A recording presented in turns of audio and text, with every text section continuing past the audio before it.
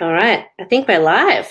Bulvanaka. Ooh, Bulavinaka, Kirsty. I hope you're ready to be famous and Fiji's Oprah. Yes, I'm looking forward to that. Good. I think we're ready. So I wanted to talk to you today about like your research and experiences in academia. I think there's a lot of things. I'm still trying to iron out what directions to take these interviews. But I think mostly it's just so people start to learn more about the research that's going on in the Pacific and awesome scholars like yourself who are doing amazing work. Because I think there's not enough time in the day for everyone to promote themselves and the work that they do, and a lot of it takes a long time to get to the point where you're ready to share it out in the world in an academic way. So yeah, can you tell us all where you are and what you're up to at the moment? Yes, Vinaka Kirsty, for this opportunity to Talanoa with you. Um, yes, I'm currently in Seoul, South Korea. Currently here on a mission, being part of this international symposium hosted by the National Museum of Korea. And I'm so grateful to them as hosts for inviting a selected few from around the world to come in and share our views and experiences in museum development and what we can look at, how museums are in this new millennium, making our museums relevant and also celebrating cultural diversity. I presented a similar paper in Mexico last year around the same time, and we had two reps from Korea in the audience, or also were part of the meeting, which was organized by UNESCO. And when they were putting together this meeting, they sent an invitation to me to be able to come over and share my experience here. So I'm very grateful. Because you've been working in museums so have you been working in museums or as a consultant, or what's your role been? Yeah, I've kind of a mixed bag of all roles. Maybe I should say that. I started off from, as a graduate trainee at the Fiji Museum, the famous Fiji Museum. I started there in 1994, which makes me feel like a dinosaur. But I'm just so glad that I took that career path of taking on the challenge to work in the archaeology department in 1994, thanks to the current chair of the Fiji Museum Board, Kate Vusonuelala, and her team at that time for having the faith in me to take on the role, which was a big role, especially being a woman and being a young graduate with no work experience. But I think they saw something else that is still taking me, from that time till today. That is really cool. Actually, I know some young women in Papua New Guinea who have just gone straight from their undergrads into the PNG National Museum, and so I'm hoping that they'll listen to this and be inspired by your career path and maybe what opportunities are ahead for them. Absolutely. Yeah. So then you went to New Zealand, is that right? From Fiji? Yes, that's right. So I started off as a graduate trainee in archaeology, and then I went to Australia in 1996, sent by the Fiji government to study archaeology at the Australian National University in Canberra. And so after I graduated, I went back to Fiji and I became the head of the archaeology department. And so we did a lot of archaeological excavations all around Fiji, which was a wonderful, wonderful experience. A lot of hands-on work, a lot of traveling, living in the villages and talking to local people, which was amazing. I wouldn't have had the chance to see all of Fiji if I didn't take on this role for the Fiji Museum. And then I rose up the ranks to become the director of the Fiji Museum in 2000. And then 2001, we left for New Zealand. Oh, wow. Okay, yeah. So I skipped over a few steps, but that's amazing. So with archaeology, did you find that what were the challenges in that discipline? Because I know each discipline has its own unique set of protocols and stuff like that, and working in the Western style academy is often challenging. Have you found that you've been able to move a little bit and push forward with Indigenous methodologies and that sort of thing? Like, has that been a discussion you've entered into? Yes, absolutely. And archaeology is a very male-dominated field, as we both know. So when I got into the role, I knew that that was going to be the story, but I didn't take that as a challenge. I took it upon myself that I'm there, with responsibilities to work for my people. That was the main thing for me. The gender issue was nothing for me. Uh, when I look back, I'm like, wow, I did all of that. But I think I give credit to all the males, my male counterparts that worked with me, who taught me a lot of things, and they learned from me too. Particularly working with our indigenous communities, how we deal with the villagers when we come in to do our work, the respect that we have for them, and also how I also valued the voice of women. I think that was something I'll take with me in terms of, making their voice feel valid, especially when you go out in the field. The collection of oral history was a key part of our work. So excavations is one thing, but another element is a collection of oral history, and that was an area that I really gravitate towards, particularly with our indigenous people, both men and women. But for some reason, I warm up to the women because they tend to kind of distance themselves from us. But because they see me as a woman, they tend to open up and share a lot of information that my male counterpart would not have had access to. So that's when I realized that, hey, we women have a lot to offer, and we need to be validated for it. And I feel that that was kind of my duty in a way to empower them. So they empower me and I empower them. So it was a win-win.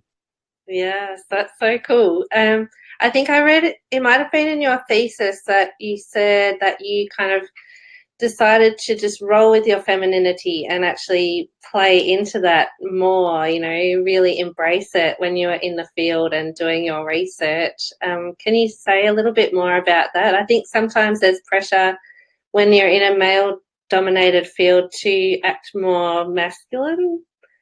So how did you navigate that? Yeah, absolutely.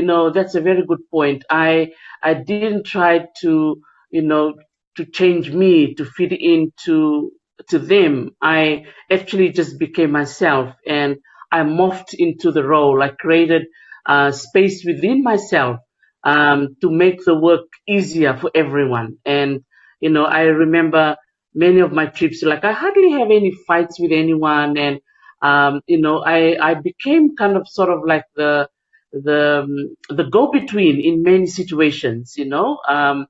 I went to Vikumbia in the northern part of Fiji. We were there for 6 weeks, and when you go for long times like that, there are issues, within our team and within the indigenous people communities working with us. But to me, those issues were not issues because, at the end of the day, whether you're female or male, you're still a human being, and there's a human interaction that makes these kind of issues become, very minute and become non-issues. And at the end of the day, what's important was what role you are there for. What's important, is it the issue that you're going with through, or is it collecting information for the benefit of the people, for example, in this case, people of the Cumbia, and for the benefit of Fiji and the government of France and New Caledonia, who were the two other countries that we were working with.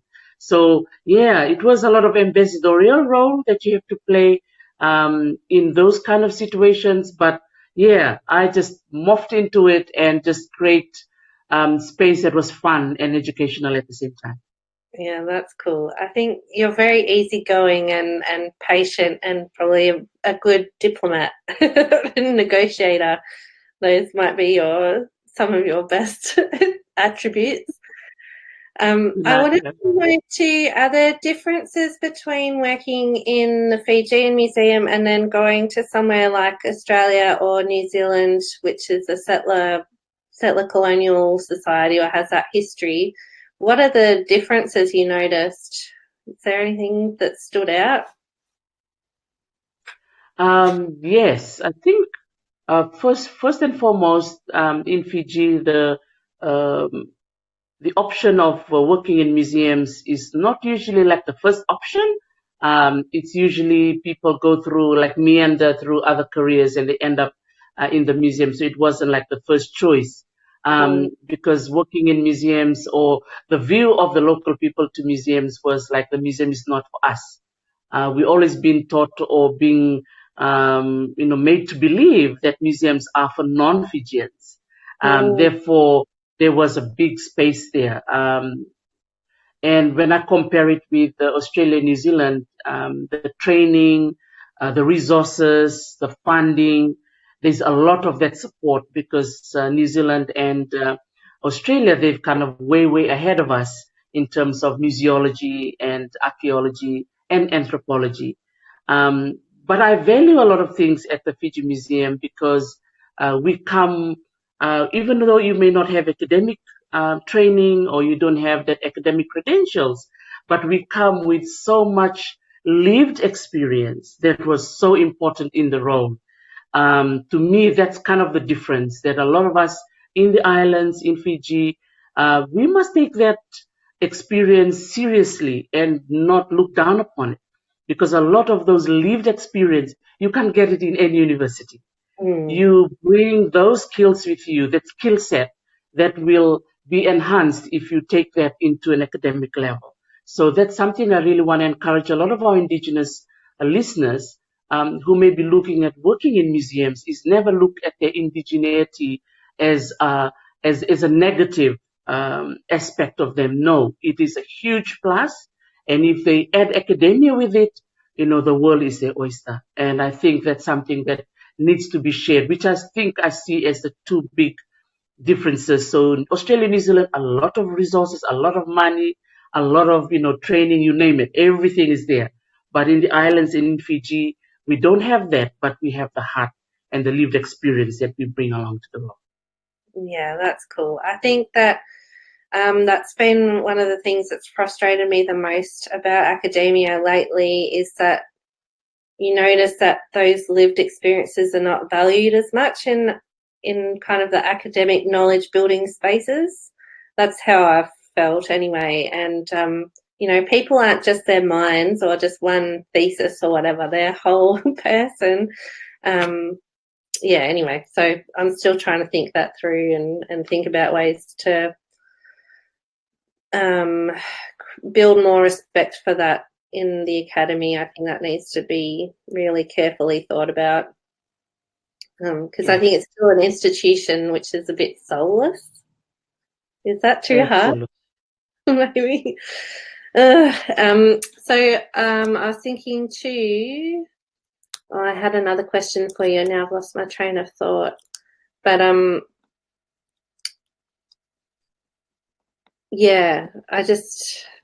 that's a great message to get out to people and to consider working in heritage and history fields. They might not necessarily want to take a traditional academic pathway into the sector. I'll just check my list of questions. Oh yeah. So with do you think you're still kind of sitting in the archaeology discipline, or have you branched out? Yeah, looks like kind of I branched out. The last archaeological fieldwork I took part in was in 2006, which is like 13 years ago when I went with Associate Professor Dr. Geoffrey Clark from ANU, and we went to the island of Kambara in Laos. So even though I've moved from archaeology into museology and collections management, my heart is still there. And so I messaged him in Canberra. I remembered that conversation. I was working at the Waikato Museum at the time, and I emailed him and I said, "Oh man, I really miss the working in the field. Jeff, if you're looking for a research assistant, please, pick me." It was just kind of like a email conversation, and it actually came true. Yeah. He got some funding, and he called me and he said, "Tarisi, you coming with me to Kambara?" That's good. I think, ask and you shall receive. That's, Amen. so good. So do you think you'll try and do something like that, or are you getting enough happiness from visiting the museum collections that you have been traveling around to see? Yes, I think I've come. If I have an opportunity to, do some digs, maybe in Hawaii, maybe I'd love to be part of that archaeology program. I'm looking forward to that. I still love to go and dig and do field work.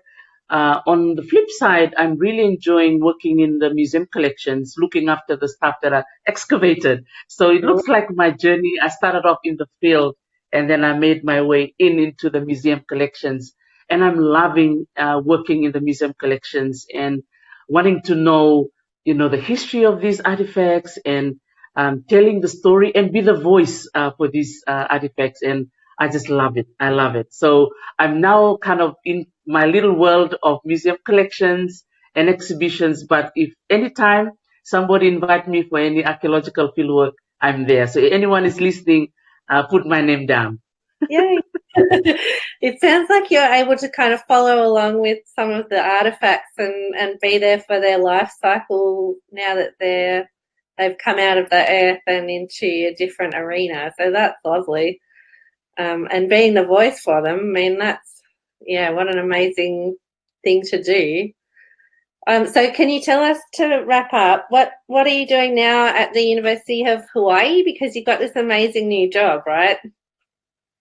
Yes, absolutely. I'm so happy and blessed and grateful for this role at the University of Hawaii Hilo campus. I'm in the Department of Anthropology, one of a very hardworking team that I work with, Professor Kathy Kavelu, a Hawaiian archaeologist, Professor Peter Mills, a well-known American archaeologist, and then I'm working as well side by side with Professor Joseph Gans, who did his PhD in Marshallese navigation in Micronesia. So yeah, I'm surrounded with really cool people, and I'm loving working with students over there. Ever since I arrived there in last fall, which was August 2018, I've delivered some really cool programs with my students. One of the papers that I taught last fall was looking at indigenous museology of all courses to teach, and that was my first one. And I'm like, oh my goodness, I am so happy. I was wanting to do this course at the University of Auckland. However, funding didn't come through when I was still there. But then I'm happy that I'm now at the University of Hawaii Hilo, and I can be able now to deliver these courses, which is part of the master's program, master's program in heritage management. So if there's some of you listening in from the Pacific, from Papua New Guinea all the way to Rapa Nui and all the islands in between, if you're planning to do your master's degree in heritage management, come to the University of Hawaii Hilo. We have an amazing team, and we do a lot of cool stuff there. So I teach mainly anthropology classes, mainly cultural anthropology, but some of the classes that I teach are either Pacific Heritage Management and Indigenous Museology. So yeah, I'm so blessed, and I hope to host you, Kirsty, in Hawaii sometime soon. I would really like a holiday. I think it would be nice to come and visit you and actually talk in person, because we still haven't met in person. It's just ridiculous. I was trying to think of when I started the Bossa Vakaviti lessons. I think it must have been like Yeah. 10 or something. It's nearly 10 years ago. I remember you were planning to go to the island of Viwa, and you were, going over to take, I think, your thesis. So I taught you the Vosavakaviti, and then we talked about your Sulu Chamba, and you look so beautiful. I saw pictures of you, so well done. Oh, Vinaka. Yeah, I don't fit into it anymore, which is very sad. I need to get a new one.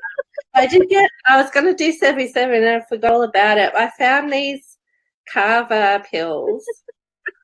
I got to Kava over here. Apparently it's good for mild anxiety, stress and sleep. Absolutely. That's why Fijians are cool people, because we drink that. Yeah. I remember when I first had it, I was on a tour and everyone had some kava and then everyone passed out on the bus afterwards. So it was just like that. Very relaxed and sleepy. Yeah. All right. Is there anything you want to share more before we call it a day? I know you've got a huge. What are you up to today? Is there more of the conference or symposium that you're at? No, the symposium is now finished. So today will be our own personal day. So we can, do our own things. I was happy yesterday to visit the Fiji embassy here in Seoul.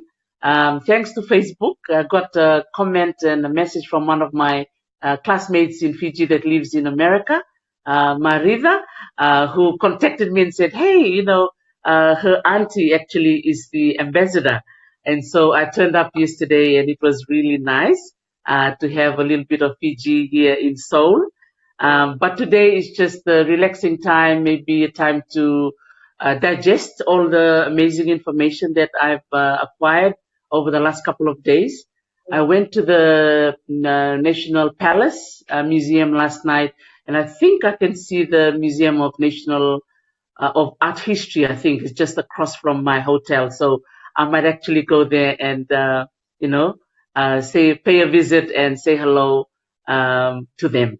Yeah. Oh, that sounds great. Yeah, I think I just love the way that I love your hashtag "Soul for My Soul" and just a positive vibe, and you're embracing all these opportunities that are coming to you. You must be so busy, and it must be challenging at times, but it's just awesome to see your career take off so much. And we've just had a message come up from Nick Holter in Suva. He's working at USP.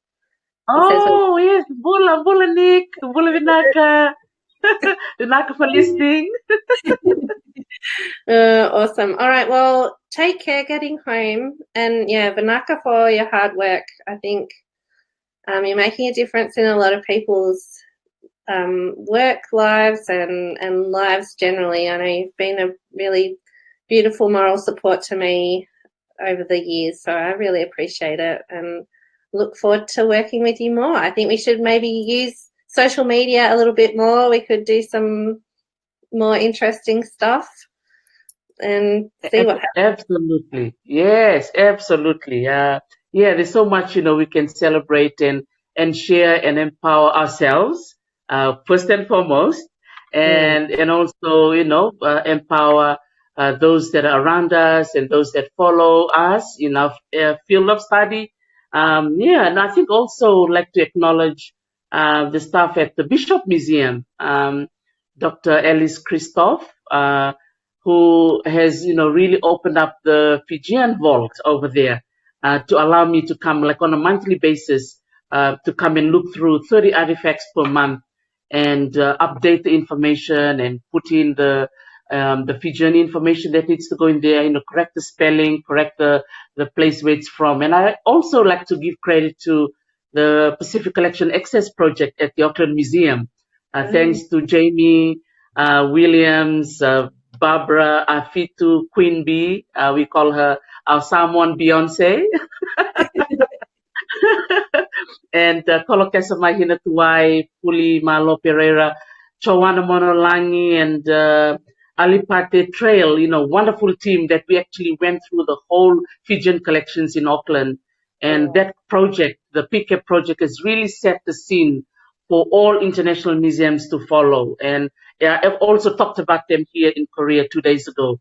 So, and I also talked about them in Mexico last year. So that's a wonderful example for museums to follow, to put indigenous voices out there, and you'll see how amazing, people will come through the doors. People that normally don't go to museums, they will come. So the key for many of our indigenous people is to, share our knowledge, and magic will happen. Yes, awesome. That is such a good note to finish on. I think that's kind of a good tip about the ways in which museums are moving forward and where the cutting edge stuff is happening. So yeah, Vanaka, it's so good to talk to you.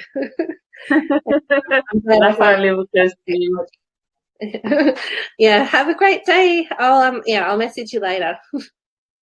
Okay, Vanaka, Mother Mother Manda. Manda.